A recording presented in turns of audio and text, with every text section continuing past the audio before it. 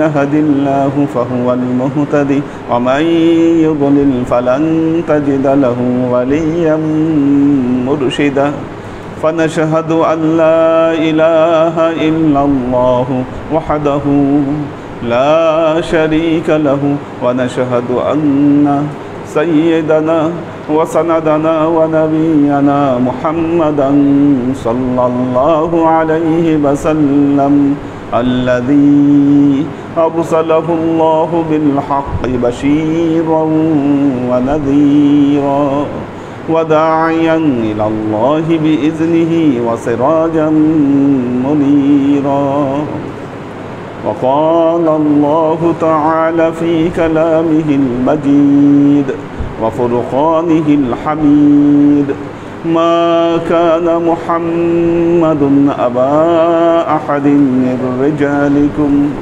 ولكن رسول الله وخاتم النبيين وكان الله بكل شيء عليما إن الله وملائكته يصلون على النبي يا أيها الذين آمنوا صلوا عليه وسلموا تسليما صلى الله على محمد صلى الله عليه وسلم صلى الله على محمد صلى الله عليه وسلم صلى الله على محمد صلى الله عليه وسلم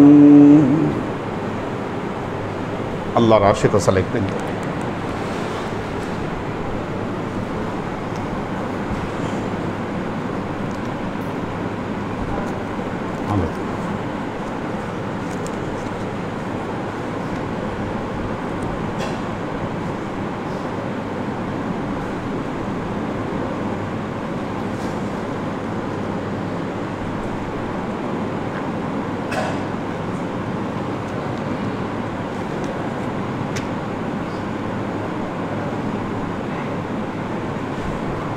أعوذ بالله من الشيطان الرجيم بسم الله الرحمن الرحيم ولكل أمة جعلنا منسكا ليذكروا اسم الله على ما رزقهم من بهيمة الأنعام فإلهكم إله واحد فله أسلموا وبشر المخبتين সূরা হজ আয়াত নম্বর 34। আল্লাহ তার কালামে পাকে ইরশাদ করছেন ওয়ালিকুল্লি উম্মাতিন, প্রত্যেক উম্মতের জন্য, কুতিবা আলাইকুমুস সিয়ামু কামা কুতিবা আলাল্লাযীনা মিন ক্বাবলিকুম, তোমাদের উপর সিয়াম সাধনা ফরজ করা হয়েছে যেমনিভাবে ফরজ করা হয়েছিল পূর্ববর্তী উম্মতের উপর। এখানে আল্লাহ বলছেন লিকুল্লি উম্মাতিন জাআলনা মানসাকান, রোজা যেমন সব উম্মতের উপর ফরজ ছিল, আল্লাহ এখানে বলছেন কোরবানিও সকল উম্মতের উপরে প্রযোজ্য ছিল। তবে হ্যাঁ, সেটার ধরন অন্যরকম ছিল, ধরনে পার্থক্য ছিল। কোরবানির শুরু হয়েছিল হাবিল কাবিলের কোরবানির মাধ্যমে। ইতিহাস থেকে জানা যায় যখন আল্লাহ উভয়কে কোরবানির নির্দেশ দিলেন, হাবিল তার ভেড়ার পালের মধ্যে সবচেয়ে সুন্দর ভেড়া যেটা ছিল সেটাকে আল্লাহর জন্য উৎসর্গ করল, আর এইদিকে কাবিল তার গোলায় কিছু নষ্ট হওয়া চিটা ধান ছিল, নষ্ট চিটা ধান ছিল তার গোলায়, সে ওই ধান, নষ্ট ধান আল্লাহর জন্য উৎসর্গ করল। প্রথম নিয়তেই গণ্ডগোল। ওই সময় কোরবানি কার কবুল হচ্ছে এটা বোঝা যেত। কার কোরবানি কবুল হচ্ছে এটা বোঝা যেত। যার কোরবানি কবুল হতো আল্লাহর তরফ থেকে সেটাকে তুলে নেওয়া হতো। এখন আল্লাহ এই উভয়ের মধ্যে হাবিলের কোরবানিকে কবুল করলেন, যেহেতু সেটা অনেক সুন্দর ছিল, দেখতে অনেক ভালো ছিল। কাবিলের কোরবানিকে কবুল করলেন না। পরবর্তীতে বনি ইসরায়েলদের উপর কোরবানি এসেছিল। হযরত ইব্রাহিম আলাইহিস সালামকে আল্লাহ কোরবানির নির্দেশ দিয়েছেন, এবং ইসমাইলের পরিবর্তে যে দুম্বাটি কোরবানি হলো, কেউ কেউ বলেছেন ওই যে হাবিলের কোরবানি আল্লাহ তুলে নিয়ে গেলেন, ওই দুম্বাটাই আল্লাহ পাঠিয়ে দিয়েছিলেন। কাজেই এই কোরবানির আদেশ প্রত্যেক উম্মতের উপর প্রযোজ্য ছিল।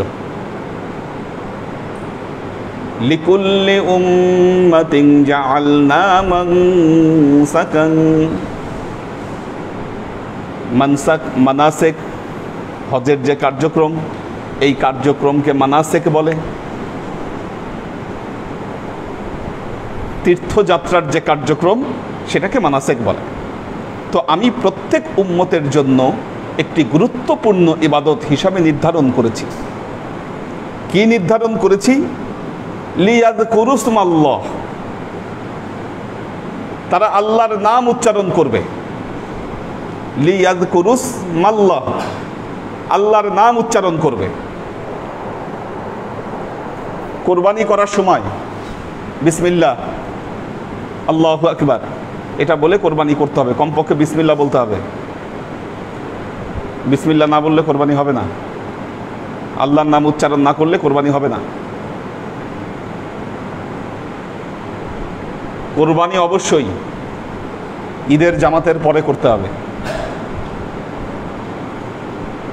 গোস্ত কাটবেন, ভাগাভাগি করবেন, এই তাড়াহুড়ায় ঈদের জামাতে না গিয়েই কোরবানি করে দিলেন, এমন আল্লাহর বান্দা আছে অনেক।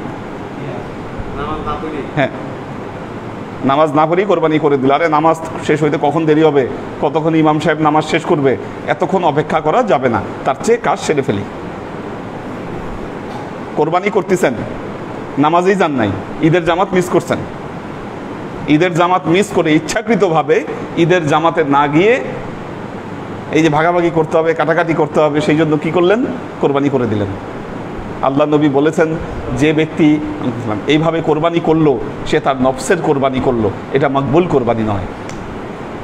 আর যে ব্যক্তি ঈদের জামাতের পরে কোরবানি করলো সেটা আল্লাহর কাছে মকবুল কোরবানি হিসেবে গৃহীত হবে।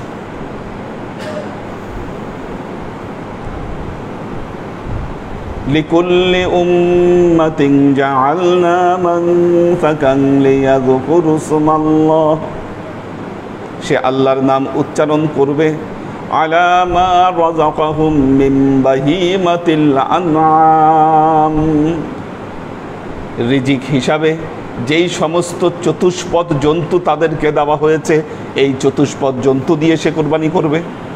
বাহিমাতিল আনআম, বাহিমাতিল আনআম বলা হয় গৃহপালিত চতুষ্পদ জন্তু। গৃহপালিত হতে হবে, চতুষ্পদ জন্তু হতে হবে। এই জন্য হরিণ দিয়ে কোরবানি করা যাবে না। কি কেন? হরিণ গৃহপালিত না। চতুষ্পদ জন্তু ঠিক আছে, কিন্তু এটি গৃহপালিত না। এখন কেউ মনে করতে পারেন হরিণ দেখতে সুন্দর, খাওয়াও যায়, তাহলে আমি হরিণ কোরবানি করে দেই।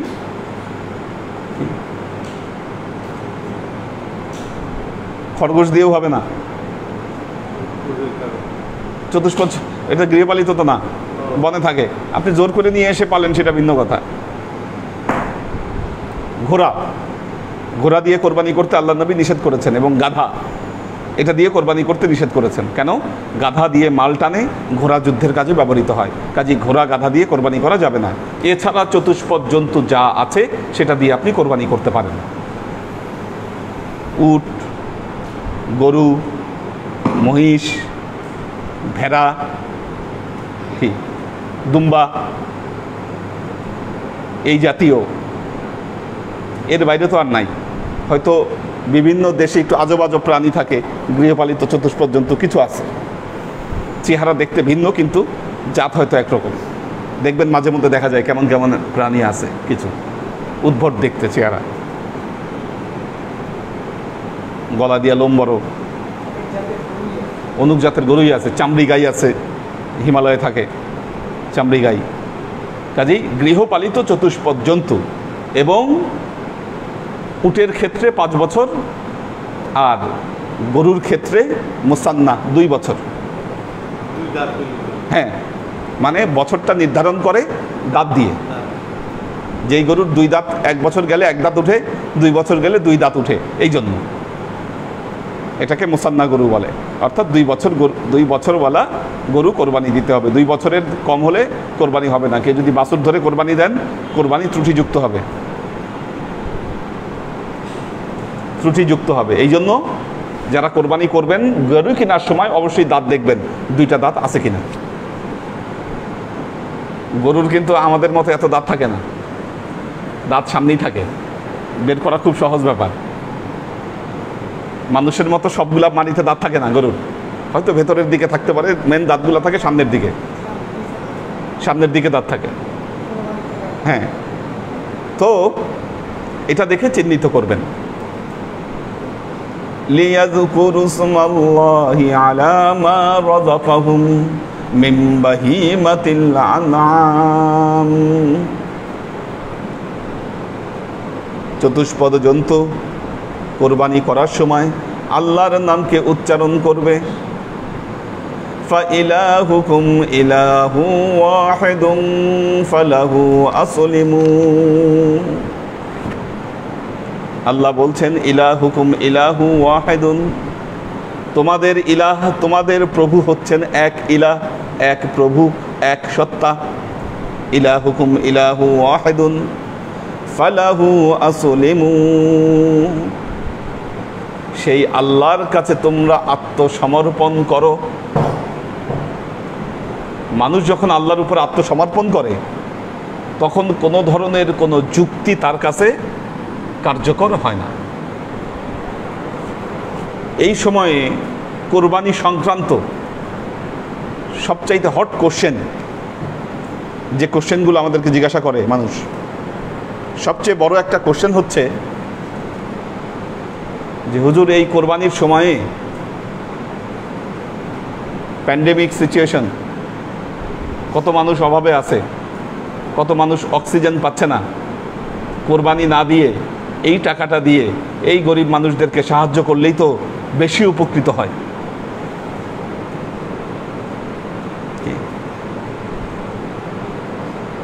হয়তো টকশোতে বিভিন্ন বুদ্ধিজীবীরা এই ধরনের মন্তব্য দিচ্ছেন, মন্তব্য করতেছেন, এত গরু নষ্ট করার দরকার কি?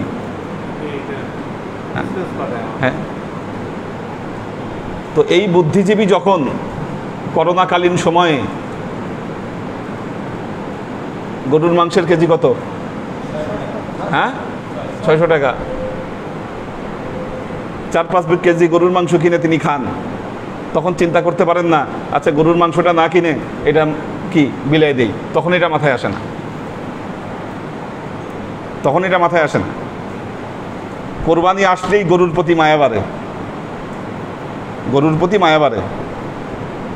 আজকে দেখলাম ফেসবুকে এক হিন্দু পুরোহিত, সে বলতেছে নিজের মায়ের চেয়ে গরুর গুরুত্ব বেশি। কত বড় মূর্খ! কারণ নিজের মা 2.5 বছর দুধ খাওয়াইছে, আর গরু সারা জীবন দুধ খাওয়ায়।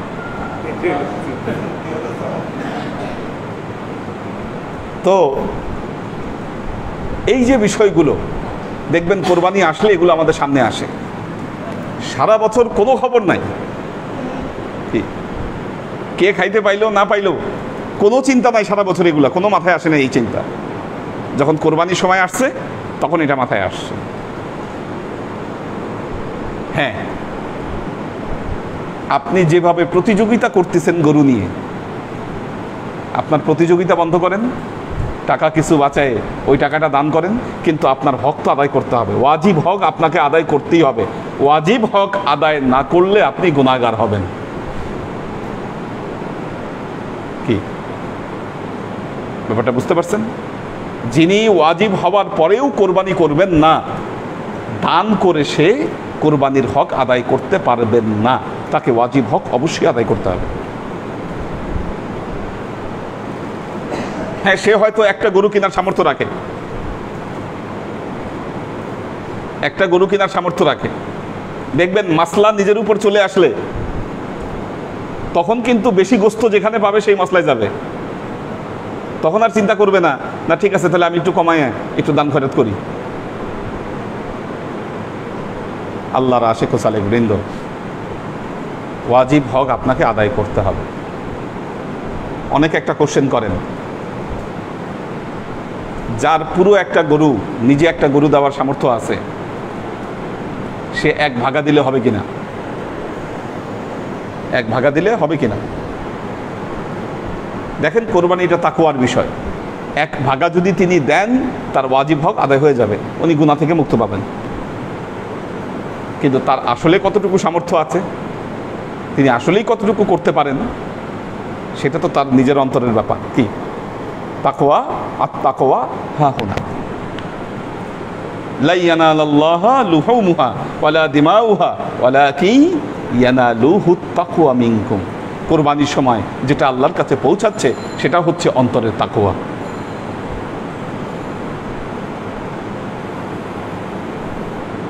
তো লিয়াযকুরু ইসমাল্লাহি আলা মা রাযাকাহুম মিন বাহিমাতিল আনআম ফাইলাহুকুম ইলাহু ওয়াহিদুন ফালাহু আসলিমু। আল্লাহ বলছেন, তোমাদের ইলাহ, তোমাদের প্রভু হচ্ছেন একক প্রভু আল্লাহ। ফালাহু আসলিমু, তার উপর তোমরা, তার কাছে তোমরা আত্মসমর্পণ করো। ফালাহু আসলিমু, তার কাছে তোমরা আত্মসমর্পণ করো।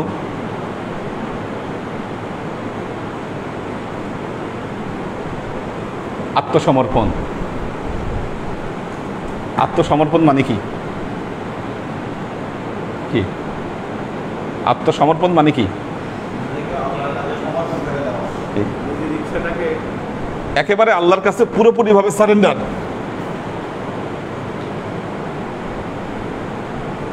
যে ব্যক্তি আল্লাহর কাছে নিজেকে সারেন্ডার করতে চান, তার মাথায় কি এগুলা যুক্তি কাজ করতে পারে? বলেন আপনি। আল্লাহর আদেশ কোরবানি করো, আল্লাহর আদেশ রক্ত প্রবাহিত করো, আপনি এই আদেশকে অন্য কোনো কর্মের দ্বারা এই আদেশের হক আপনি আদায় করতে পারবেন না। কাজে আপনাকে এই হক আদায় করতে হবে। আমাদের দরবারে বেশ কিছু কোরবানি করা হয়। একটা হচ্ছে বড় জীব কোরবানি করা হয়। কেন বড় জীব? কেন? আল্লাহর নবী বিদায় হজে যে কোরবানিগুলো করেছিলেন,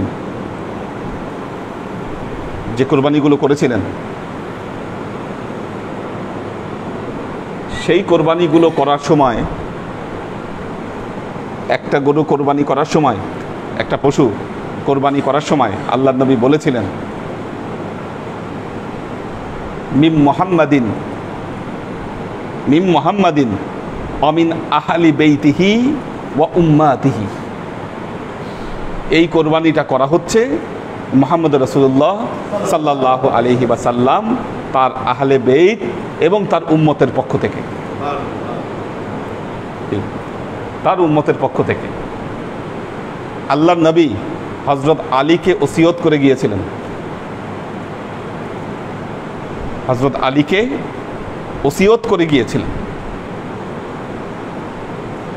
তুমি আমার পক্ষ থেকে কোরবানি করবা।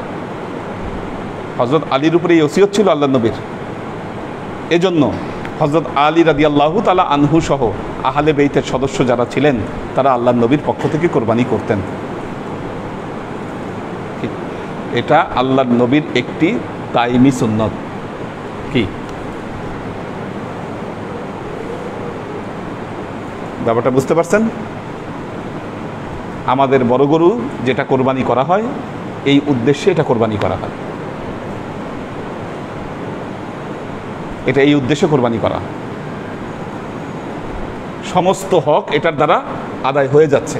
আমাদের উপর যত লায়াবিলিটি ছিল এই লায়াবিলিটিগুলো এই কোরবানির দ্বারা কিন্তু আদায় হয়ে যাচ্ছে। নবীর পক্ষ থেকে, তার পরিবারের পক্ষ থেকে, নবীর উম্মতের জন্য সামগ্রিক এই কোরবানিটি উপস্থাপন করা হয়। কাজেই এটার গুরুত্ব অপরিসীম। যারা এর সাথে সম্পৃক্ত হচ্ছেন, দেখুন ওই যে নবীর ওসিয়ত যেটা করে গেছেন, কি এই ওসিয়ত পালনের সাথে তারা সম্পৃক্ত হচ্ছেন।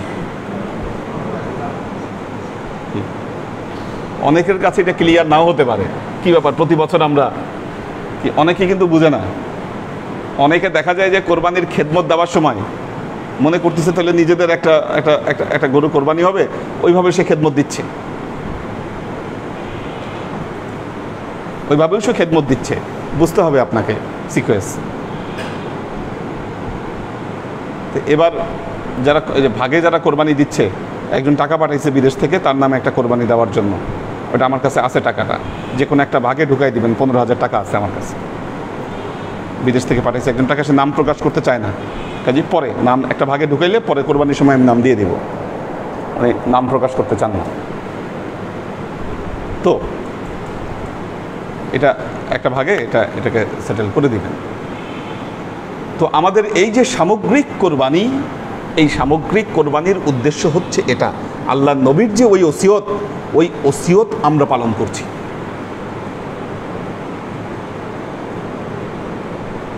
আর যারা নিজেরা কোরবানি দিচ্ছেন, এর মাধ্যমে নিজের উপর অর্পিত ওয়াজিব হককে আপনারা আদায় করছেন।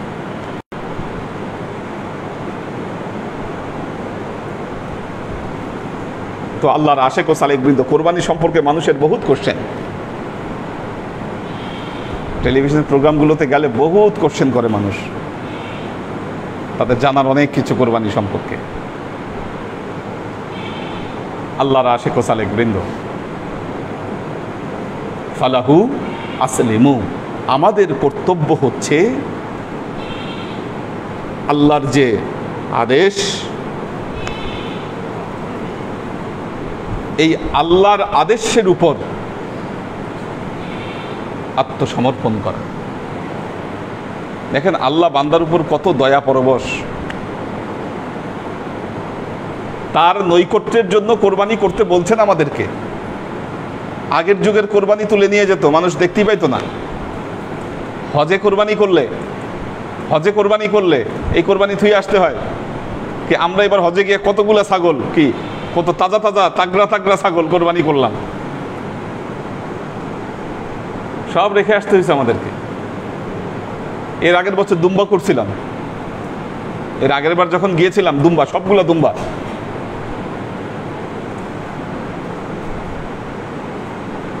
ওগুলো রেখে আসতে হয়। সামনে থেকে নিজ হাতে করতে পারবো কিনা আল্লাহ ভালো জানেন। আইন কানুন করা হয়ে যাচ্ছে ওখানে, মানুষ দায়িত্ব নিতে চায় না। আর নিতে যারাও চায় তারা ওই 2 নম্বরই করতে চায়। মানুষ কত খারাপ, সবাই দেখবেন রাজি, হ্যাঁ কোরবানি করে দিব, কিন্তু যখনই বলা হয় নিজ হাতে করব, তখন কেউ রাজি না। তার মানে তার নিয়াতটা কি ছিল? তো তার নিয়াতটা কি ছিল? মানুষের কলিজা কত বড়, হাজিদের পক্ষ থেকে কোরবানি, সে টাকাটা নিয়ে ওই টাকা সে মেরে দিতে চায়, সে হজম করতে চায় ওই টাকা। আল্লাহর আশেক ও সালেক বৃন্দ, ফালাহু আসলিমু ওয়া বাশশিরিল মুখবিতিন। আল্লাহ তাআলা বলছেন, আপনি মুখবিতিন বান্দাদেরকে সুসংবাদ দান করুন। মুখবিতিন কারা?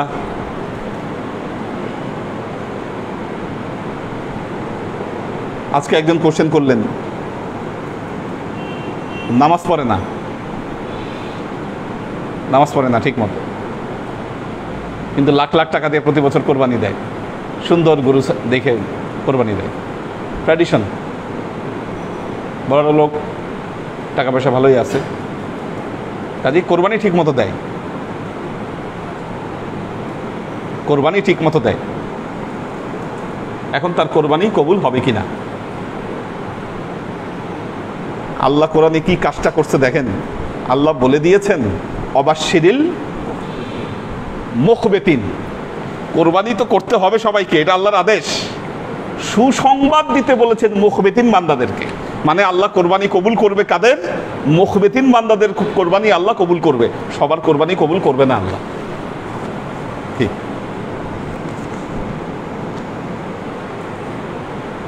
কেউ যদি চুরি করা টাকা দিয়ে কোরবানি করে,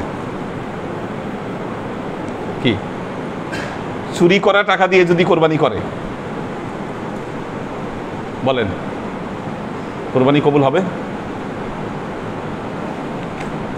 ঠিক তেমনি ভাবে সুদ, ঘুষ, অপবিত্র টাকা, এই টাকার কোরবানি আল্লাহ কবুল করবেন না।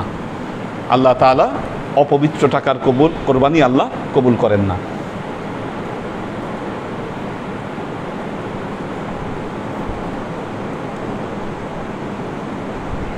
মুখবিতিন কারা একটু সংক্ষেপে বলি। আল্লাযীনা ইযা যুকিরাল্লাহু ওয়াজিলাত কুলুবুহুম ওয়াস-সাবিরিনা আলা মা আসাবাহুম ওয়াল মুকিমিস সালাতা ওয়া মিম্মা রাযাকনাহুম ইউনফিকুন। মুখবিতিন বান্দার কয়টা কোয়ালিটি আল্লাহ বর্ণনা করেছেন? এক নম্বর, আল্লাযীনা ইযা যুকিরাল্লাহু ওয়াজিলাত কুলুবুহুম, যখন আল্লাহর নাম উচ্চারিত হয় তখন তার অন্তর আল্লাহর ভালোবাসায় বিগলিত হয়। এক নম্বর। ওয়াস-সাবিরিনা আলা মা আসাবাহুম, তার উপর যত মুসিবত আসুক, সে কি করে? আল্লাহর উপর সবর করে।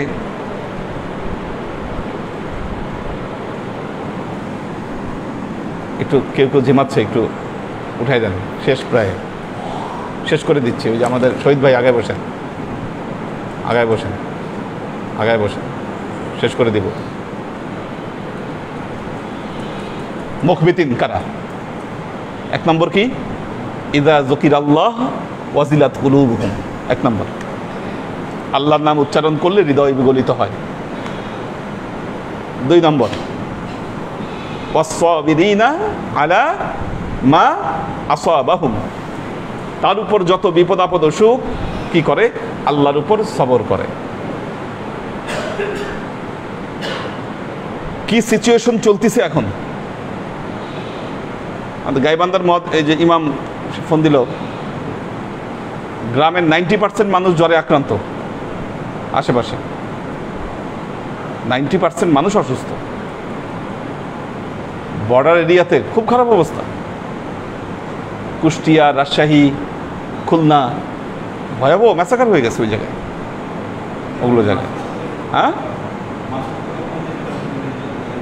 খারাপ অবস্থা, খুব ভয়াবহ পরিস্থিতি,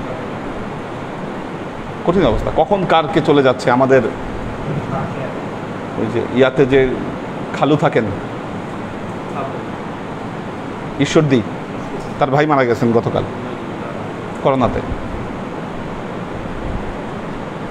খুব সামর্থ্যবান ফ্যামিলি, এরকম একটা ঘটনা ঘটে গেছে ফ্যামিলিতে, কেউ হয়তো মারা গেছেন কেউ,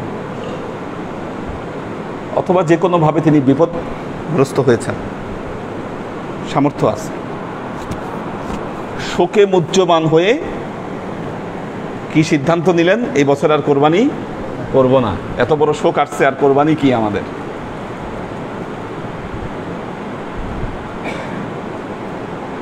অন্যান্য বছর তো ভালোই থাকি, এই বছর অনেক সমস্যা, এবছর আর কোরবানি দিতে পারছি না। টাকা কিন্তু আছে, কি কোরবানি দেওয়ার সামর্থ্য রাখেন তিনি, কিন্তু যেহেতু এই বছর সমস্যা, অনেক বাধা বিঘ্ন গেছে, কোরবানি দিব না এই বছর। আস-সাবিরিনা আলা মা আসাবাহুম, এই শর্ত থেকে কিন্তু তিনি খারেজ হয়ে গেলেন।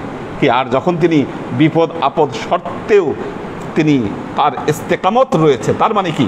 উনি আস-সাবিরিনা আলা মা আসাবাহুম, মুখবিতিন বান্দার দ্বিতীয় শর্ত, আল্লাযীনা ইযা যুকিরাল্লাহ ওয়াজিলাত কুলুবুহুম ওয়াস-সাবিরিনা আলা মা আসাবাহুম আল মুকিমিস সালাতা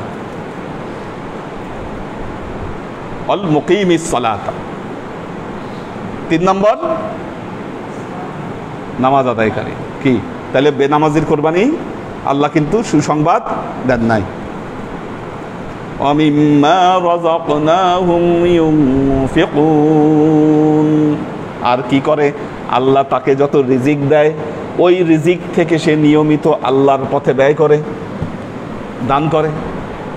তার মানে যারা বছর ভরে কোনো দান করেন না, কি বছর ভরে দান করে না, কোরবানি আসলেই খালি কোরবানি করে, কি তার মানে বোঝা গেল উদ্দেশ্য ভিন্ন।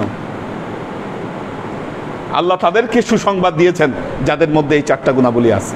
এই 4টা গুণাবলী আরও বিস্তারিত ব্যাখ্যা করবো ইনশাআল্লাহ। কাজেই মনে রাখবেন, কোরবানি তো সবাই করবে, আল্লাহ কার কোরবানি কবুল করবেন?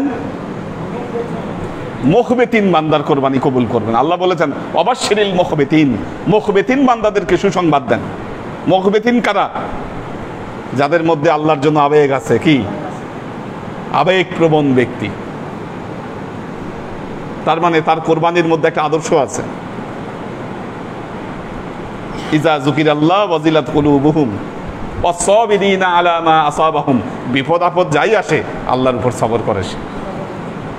আল মুকিমিস সালাতা, নামাজ কায়েম করে। বেনামাজির কোরবানি বোঝা গেল লাভ নাই। আগে নামাজ ঠিক করো।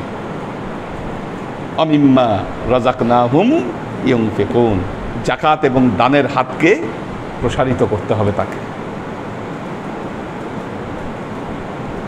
আল্লাহর আশেক ও সালেক বৃন্দ, পবিত্র কোরআনে আল্লাহ সব বলে দিয়েছেন, কি গুপ্ত রহস্য ফাঁস করে দিয়েছেন, কার কোরবানি কবুল হয় আর কার কোরবানি কবুল হয় না। কোরআন দেখলেই আমরা খবর পাবো।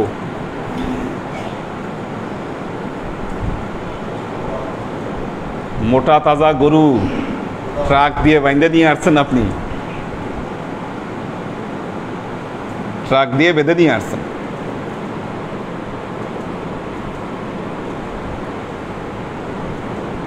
বিশাল উট কোরবানি দিয়েছেন, কিন্তু আপনার মধ্যে এই কোয়ালিটিগুলো নেই। সেই ক্ষেত্রে আপনি মুখবিতিন বান্দা নন। আল্লাহ আমাদের উপর রহম করুন। দেখি কারা আছে।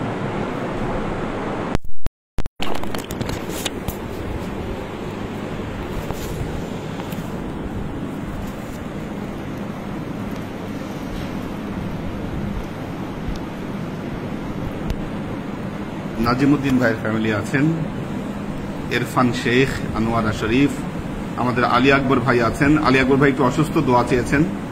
সুলাইমান রাজি, কোহিনুর বেগম, আমরিন শরীফ, সহিফা বিনতে আমির, পপিয়ারা জামান সুমি, সোহেল খান, এইচ.কে কনক, লুনা তাবাসসুম লুবনা, ওমর শরীফ, সুলতান মামুন, আমির হোসেন, আশেক মাহমুদ, এইচ.কে কনক, তোহফা লাবিব,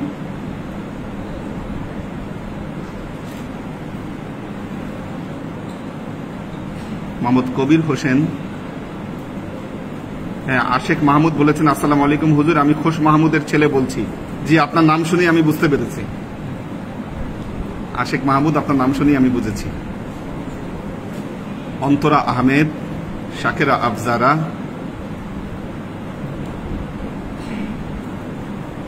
কোহিনুর বেগম। হুজুর, মৃত ব্যক্তির জন্য 40 দিনের দিন রুটি বানানোর কি কোনো নিয়ম আছে কি? না, কোনো নিয়ম নাই। 40 দিনের দিন রুটি বানানো কোনো নিয়ম নাই।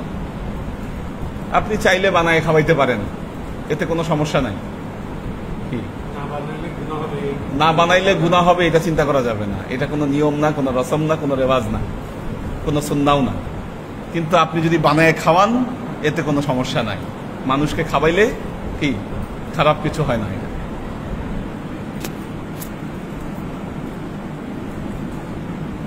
সাইম আহমেদ, শফি ফরিদ, নূর হোসেন নাবালক,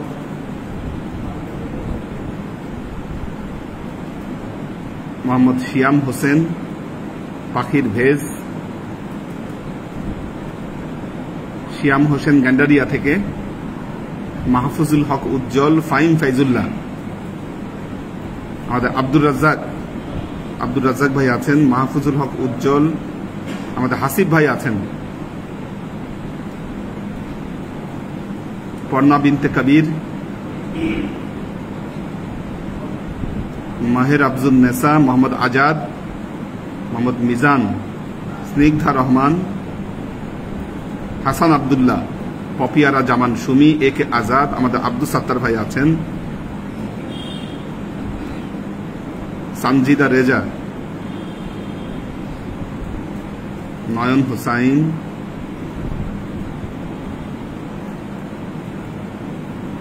আচ্ছা আমাদের আব্দুল সাত্তার ভাই বলেছেন ওনার বোন,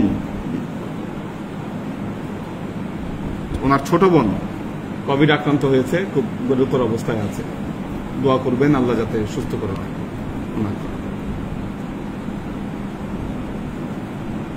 আল্লাহ সবাইকে ভালো রাখুন।